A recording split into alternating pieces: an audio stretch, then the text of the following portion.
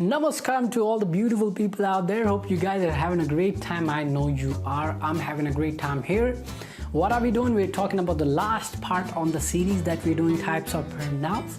Till now we've talked about 6 types of pronouns, and today we are going to cover the last 4 types, right? So without any delay, let's get into it. A relative pronoun is used to relate to a noun that comes just before it. It relates to a noun that comes just before it, or in other words, you can also say it comes just after a noun. So we have 5 common relative pronouns that are who, whom, which, that, and whose, right? So for people we use who, whom, in that. That is interesting, right? Okay, for things we use which, in that. So that is getting used in both the cases for people and things. Why? I'll let you know why, all right? And to show a possession we use whose, right? Now let us understand how these relative pronouns work through some examples. So we've got some examples written right here. Let's have a look. Okay, example number 1. The guy who saved my life lives here. The guy who saved my life lives here. Very simple. My relative pronoun here is who, right? The guy who saved my life lives here. So who is my relative pronoun relating to the noun the guy. Now one more thing that you should know, guys, a relative pronoun comes in the beginning of a relative clause. All right, it comes in the beginning of a relative clause. Now you'll ask me, what is a relative clause? A relative clause is nothing but a clause that starts with a relative pronoun, and gives information about the noun that the relative pronoun is relating to. Okay, so it gives information about the noun. This whole part, the guy who saved my life lives here. This part, who saved my life, is a relative clause starting with the relative pronoun, giving information about the noun. If I take this part out of this sentence, let's assume for a moment, right? If I take this part out, so we're left with the guy lives here. I have no idea which guy am I talking about, right? So I need to give information about that guy. So when such is the case, we use a relative clause, right? And a relative clause starts with a relative pronoun. So the guy, which guy? Who saved my life? Who is my relative pronoun? As you saw that we can also use that, right? So we can say the guy that saved my life lives here. But I cannot say, always remember, I cannot say the guy whom saved my life lives here, because whom is used when that is the object of your relative clause, which is not the case. Who is the subject here of this clause, right? When it is the object of your relative clause, you can use whom, but apart from that particular situation, you cannot use whom. All right, so I can use who, or I can use that. The guy that saved my life lives here. The guy who saved my life lives here. A lot of people only use who when they want to refer to people, but you can use that too. Trust me, you can. When I use it, people just say, yeah, that's incorrect, you can't do that. Educate yourself, you can. All right, so you don't be those people. You can do that, you can use that too. All right, keep this thing in your mind.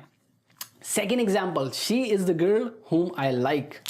She is the girl whom I like. All right, whom is my relative pronoun here in this entire thing. Whom I like is my relative clause. So I told you that we use whom when it is the object of my relative clause. So this is my relative clause. Okay, this is my relative clause. I is the subject. Very, very simple. Like is the verb, right? I like what or whom, this, right? And this is whom is replacing the noun girl. So this becomes my object, right? So when such is the case, you use whom.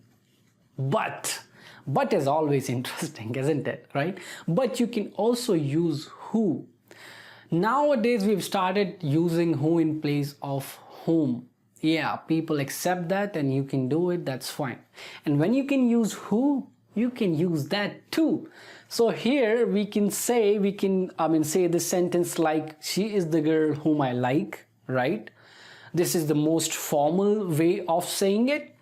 But I can also say she is the girl who I like, or I can also say she is the girl that I like.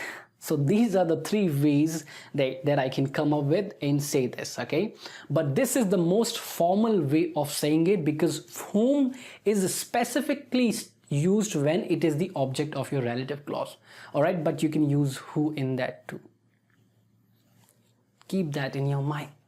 Next example, the car which I bought last month got stolen. The car which I bought last month got stolen. You cannot use who here because it is used for people, right? You cannot use whom here because it is used for people when it is used as an object, right? When it comes to things and objects, always use which or that. So I can say the car which I bought last month got stolen, and I can also say the car that I bought last month got stolen. So I have both the options to go about. Either way you choose, right? Which I bought last month, this is the entire relative clause giving information about the car. The car got stolen. Which car? The car which I bought last month, not any random car. Which I bought last month got stolen. All right, moving to the next example. I won't marry a girl whose father is a policeman. I swear I won't. I do illegal stuff, all right? I will not do that. So I won't marry a girl whose is my relative pronoun. You cannot use any other relative pronoun when you want to show a possession, okay? You have to use whose only. A girl whose father is a policeman. So whose father is a policeman is giving information about a girl, not any random girl. Whose father is a policeman. Guys, one more thing you need to know.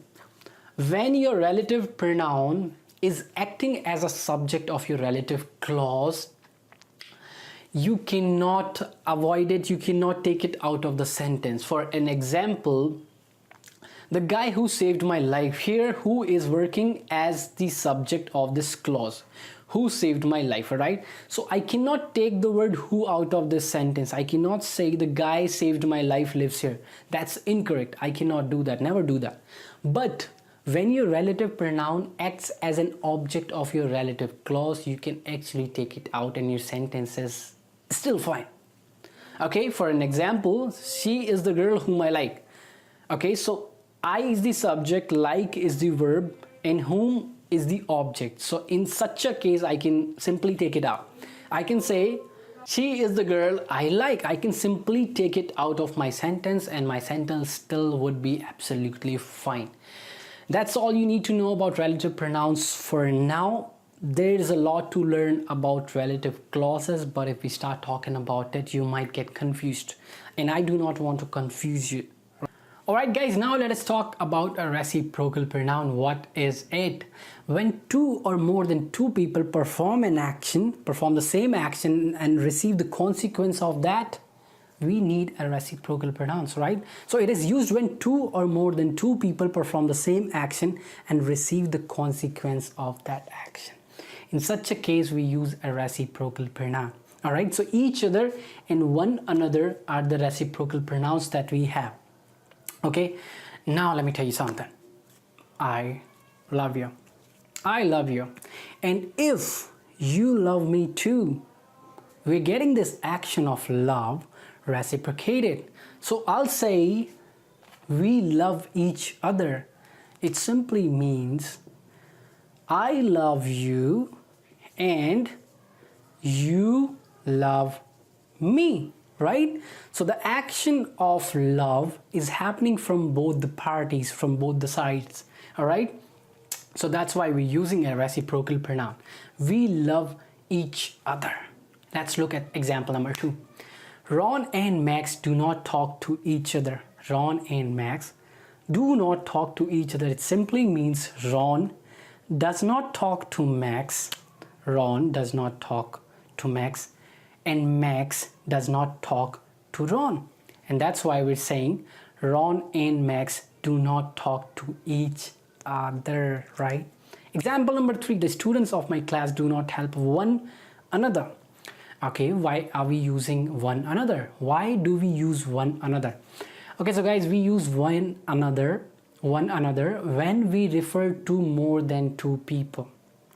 When we refer to more than people, when we talk about more than two people, we use one another, is what a lot of people say. But again, there are people that say you can use each other too, right? So when you refer to more than two people, some people say you should use one another, and it's incorrect to use each other. But there are people, there are grammarians that say you can use each other too.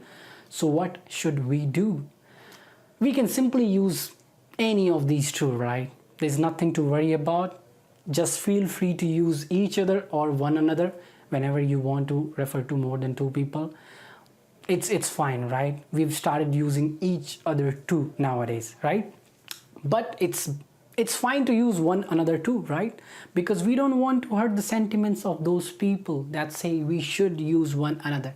No, that's not the case. We just used it, right? We don't care about those people, right? The students of my class do not help one another. I can also say the students of my class do not help each other. So if I can show you like through a diagram or something, I would love to. Okay, let me do it. So let's suppose these are the students of my class, all right? A, B, and C. A doesn't help B, doesn't help C. B doesn't help A, doesn't help C, and C doesn't help A and B. When this is what's happening, again, the action of not helping is getting reciprocated, right? So we need a reciprocal pronoun. So that's why we're using one another, because it is used when we refer to more than two people, is what a lot of people say. But again, we can use each other too. So it's your choice, absolutely your choice, that which one do you want to use, each other or one another. From my side, I'm giving you a green signal. You're free to use either of these two, okay? So now let's talk about the next pronoun. Let us talk about a distributive pronoun now, right? Distributive pronoun is a pronoun that is used to refer to a group of something, a group of people, a group of things, but one at a time, not collectively, individually, one at a time. When such is the case, when you refer to a group of something, but individually as one at a time, one member at a time, you need a distributive pronoun. It is used when we refer to a group of people or thing individually, not collectively. Always remember that, all right? So we've got these three most common distributive pronouns that are either, neither, and each. Either, neither, and each. Let us understand meanings of these three distributive pronouns. Either means, so one out of given two options. Any one out of given two options, right? Neither means no one out of given two options, right? No one out of given two options. And each means every option that you have in your group, every person or everything, every item that you have in your group, right? This is what either, neither, and each mean. Okay, now guys, two things that you need to remember here. Number one, all these pronouns are considered singular. So you need to have a singular verb in your sentence, right? These are considered singular subjects. So you need to have a singular verb in your sentence. Always remember this. Second thing is the structure. We'll look at the structure later on. For now, just understand that these will be followed by a singular verb, all right? Let us look at the examples and understand it, how it works, all right? We've got some examples written here. Example number one, either of the boys is going to fail. Either of the boys is going to fail. Boys could mean 2, 3, 4, 5, right? No, they can't here, because we use either for two people, right? We use either for two people, so it has to be two boys only, right? It has to be two boys only. So either of the boys is going to fail. I don't have to say either of the two boys. If I say like that, that's fine. If I don't, that's fine either. That's fine too. Okay, it itself means either of the two boys, because either is used with two items, right? Two people, two things, two anything. So either of the boys is going to fail. It simply means any one out of the given two boys is going to fail. This is what the statement means. Got it? Let us look at example number 2.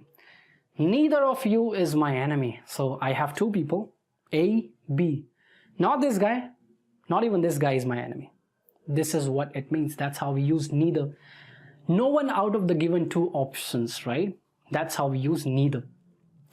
And what if I want to say no one out of more than two options? If that is the case, use none. Always use none.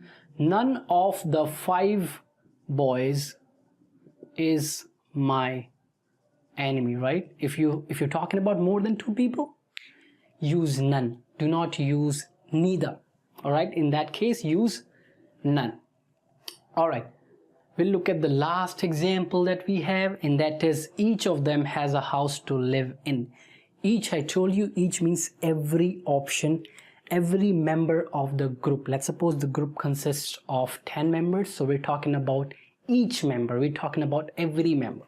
So each of them has a house to live in. So let's suppose these are the members, right? We're talking about 5 members, okay?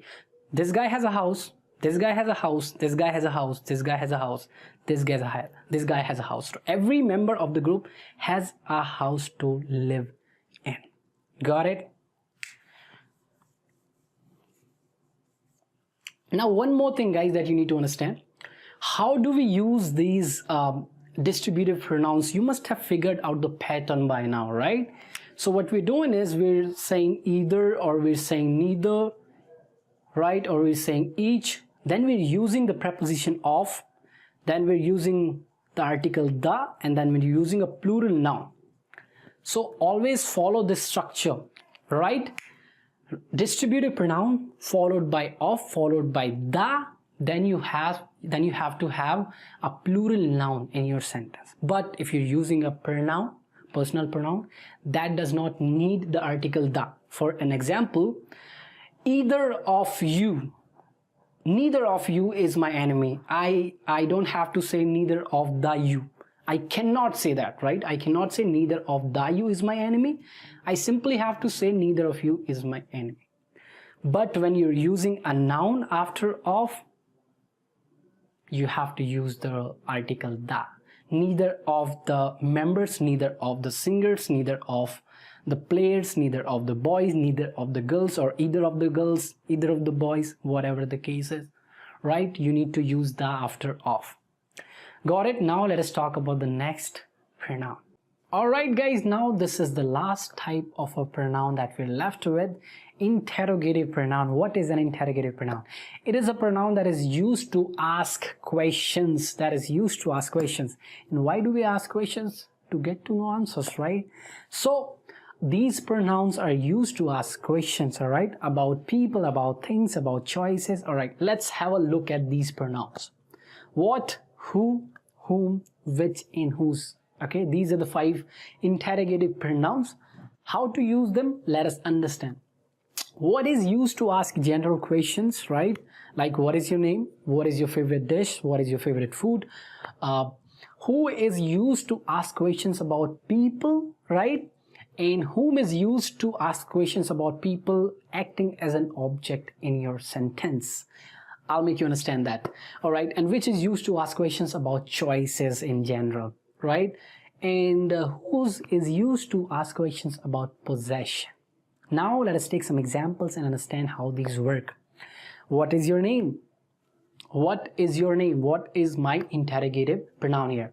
All right, so guys, one more thing. A lot of people make this mistake that they follow these interrogative pronouns with a noun. They use a noun after these interrogative pronoun and still call them pronouns. That's not possible. That is incorrect.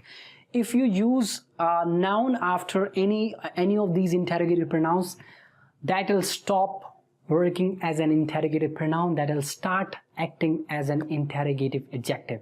If I say, what color is your favorite? All right, what movie is your favorite? Then what would be acting as an interrogative adjective, not as an interrogative pronoun. Always keep this thing in your mind. Pronouns are not followed by any noun.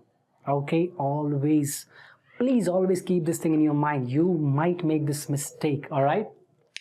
Okay, what is your favorite name? What is your favorite food? What is your favorite movie? That's how we ask questions related to what.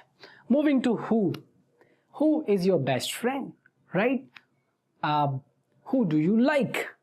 right? Who is your sister? Who is your brother, right? Who is your love? So we use who to ask questions about people. And what about whom? We also use whom to ask questions about people, but specifically acting as an object in your sentence. All right, let me make a sentence. If I say I love somebody and you want to ask me a question, the question would be, whom do you love? Not who do you love, which is absolutely correct nowadays, right? But when you ask a question about a person who is acting as an object in your sentence, you use whom. All right, you used to. Now we've started using who as well in place of whom, and it's getting a little obsolete. But yeah, you can use whom, you can use who, whatever works for you, that's fine. Both of them are acceptable now. Okay, moving to which is used to ask questions related to choices, like which is your favorite dish, right? Which is your favorite movie, right? So we ask questions starting from which, just to know about choices that somebody has, right? Which is your favorite breakfast, something like that. All right, which is your favorite bike? Okay, whose we use to ask questions related to possession. Okay, we inquired everyone's house, whose is missing. So the answer can be Rahul's house is missing. Rahul's is missing. Okay, that's how we use whose. But I'm not gonna follow whose. I'm not gonna use a noun just after it. If I say whose house is missing, then whose will start working as an interrogative adjective, not as an interrogative pronoun. Keep this thing in your mind. These pronouns are not followed by any noun. Okay, if they do, they stop working as an interrogative pronoun, they start working as an interrogative adjective. You gotta keep this thing in your mind. So that's about today's lesson, guys. I hope you really liked it. I hope you enjoyed watching this lesson, and if you did, give me a like, give me a thumbs up, subscribe to the channel so that you get to watch all these lessons, right? And if you want to get notified, you gotta press that bell icon too, right? And if you have any queries, any questions related to whatever we learned today, do let me know in the comment section below. I'll come there, answer your questions, and I'll see you very soon with a new topic, with a new lesson. Till then, keep learning, keep sharing your knowledge with others, keep loving. I'm out. Namaskaram.